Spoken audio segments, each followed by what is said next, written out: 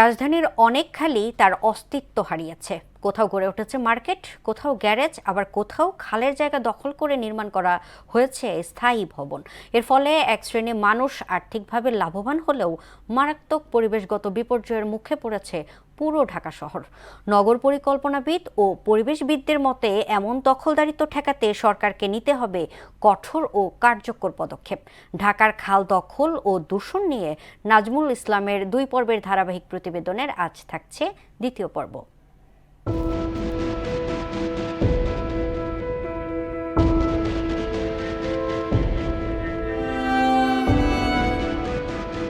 দখল হওয়া অসংখ্য খালের তালিকায় মিরপুরের রূপনগর খালটি অন্যতম।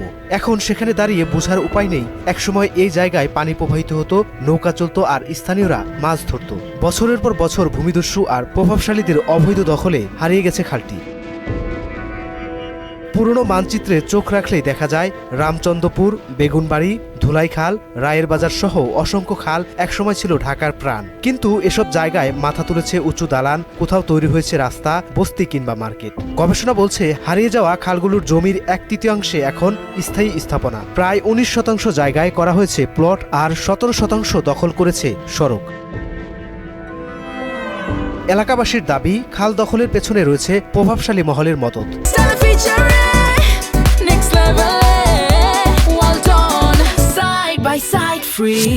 আর সরকারি সংস্থাগুলোর ভূমিকা অনেকটা নীরব দর্শকের মতো। আইন থাকলেও প্রয়োগ নেই বললেই চলে। দিন দিন এটা দখল হয়ে যাচ্ছে। কিছু প্রভাবশালী লোক আছে, তারা এটাকে কি করছে, আপনার দখল করে খাচ্ছে।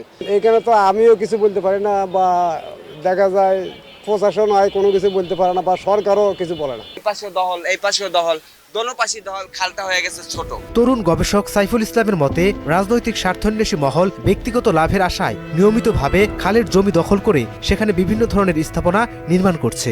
রাজনৈতিক কিছু কুচক্রী মহল যারা খাল দখল করে অবৈধ স্থাপনা নির্মাণ করছে।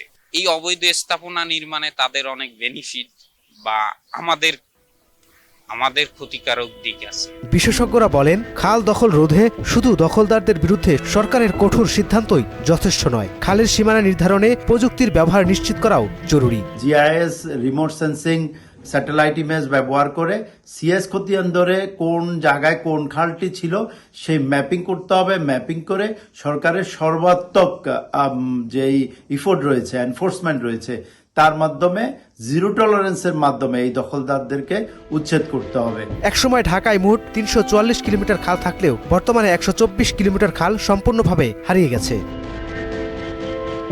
নাজমুল ইসলাম, মোহনা সংবাদ, ঢাকা।